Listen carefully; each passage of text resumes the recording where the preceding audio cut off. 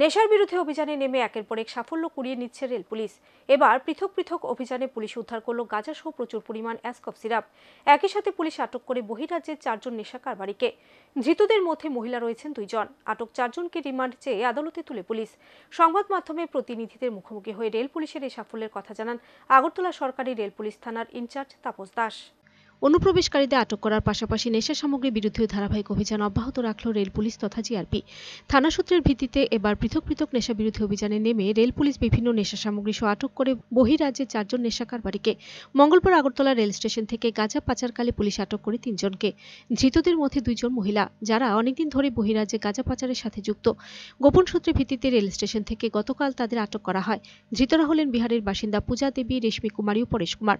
তাদের কাছ থেকে তল্লাশি চালিয়ে মোট 4 কেজি 150 গ্রাম গাঁজা উদ্ধার করা হয়, যার বাজার মূল্য আনুমানিক প্রায় 48,000 টাকা। এদিনে আরেকটি অভিযানে নেমে রাতে একজন নেশা কারবারিকে আটক করে রেল পুলিশ। তার কাছ থেকে উদ্ধার করা হয় 200 নেশা জাতীয় অ্যাসকপ সিরাপ। ধৃত 4 জনকে রিমান্ড চেয়ে বুধবার আদালতে তুলে রেল পুলিশ। সংবাদ মাধ্যমের প্রতিনিধিদের মুখোমুখি হয়ে রেল পুলিশের এই সাফল্যের কথা জানান জিআরপি থানার ওসি তাপস দাস। তাদেরকে ধরেছেন এবং তাদের কাছ থেকে কি পাওয়া গিয়েছে? হ্যাঁ, অ্যাকচুয়ালি গতকালকে আমাদের আগরতলা জিআরপিএসে 2টা এনডিপিএস কেস মানে রেজিস্টার করা হয়েছে। তো প্রথম তো হলো যে 3 জন বিহারি, তাদের বিহারে তাদেরকে অ্যারেস্ট করা হয়েছে আমাদের আগরতলা রেল স্টেশন থেকে, যেটা আমরা আগরতলা আরপিএফ এবং আগরতলা জিআরপিএস মিলে দুইটাই করেছি।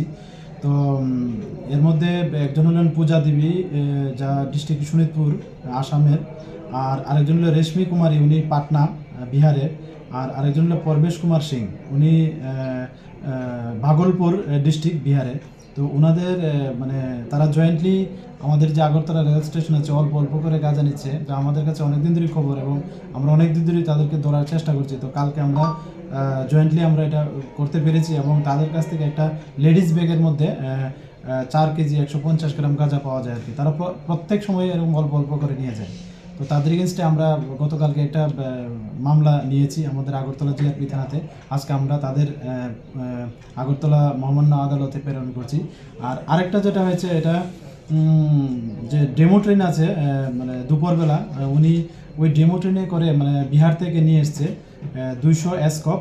তো ওনার নাম হলো সানি কুমার, উনিও পাটনা ডিস্ট্রিক্টে পড়ে বিহার রাজ্যে।